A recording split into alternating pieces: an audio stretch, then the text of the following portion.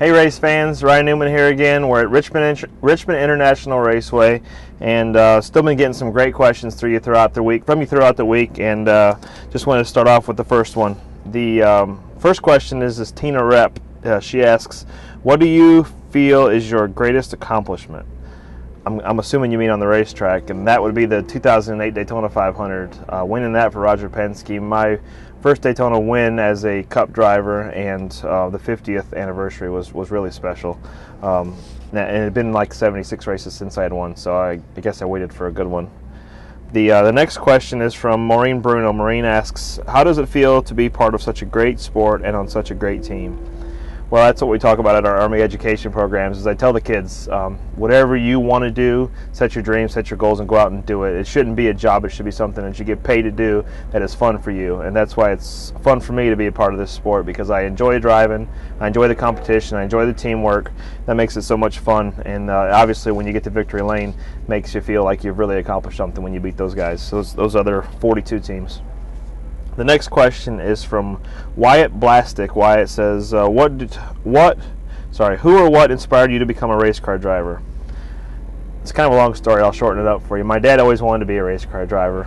My grandmother kind of wouldn't let him after a little parking lot incident when they built a race car when he was younger. So my dad wanted his firstborn to be a race car driver. Fortunately, that was me. Fortunately, I liked it, and I was good at it, and good enough to move up and make it to my ultimate goal, which was his ultimate goal of Sprint Cup competition. So my parents, in particular my dad, was what inspired me, and who was what inspired me to be a race car driver. The fourth question is from Danita Verder. She asks, how much say do you have in setting up your car each weekend, or is it all your crew chief? Well, I don't really have a say in what gets put into the car, but what I say has an impact on what we put into the car. So, for instance, it's not like I say we're going to have a 500-pound right rear spring, and no matter what, we're going to work with that because that's what I want.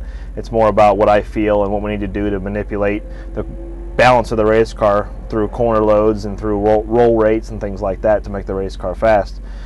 In the end, I'm searching for a feel, and the crew chief's got to figure out how to get that feel for me, and I can give him inputs based on what I feel, whether it's a 500-pound right rear spring or a 750-pound right rear spring, and what I want their attitude to feel like. If he knows that 750 gives me what I like, but he doesn't really want to run that much, and maybe he ups the roll rate in the back instead of the right rear spring, things like that. So it's a team effort. That's the bottom line. Next question is from Michelle Brown Charles. She asks, a lot of girl questions this week. When Tony Spotter says that Cupcake is, however many car lengths back, is he referring to Tony? When Tony Spotter says, I gotta read this one. Cupcake is however many car lengths back, is he referring to Tony? I think he's referring to me, because I don't really hear what he's saying, but I have heard him call other people Cupcake. So, yeah, Bob is big on nicknames, and so is Stuart. I mean, you got a name like Smoke, you got to have other nicknames. So, that's it for the questions. I just want to thank all of you for following on Twitter and Facebook. Keep the questions coming.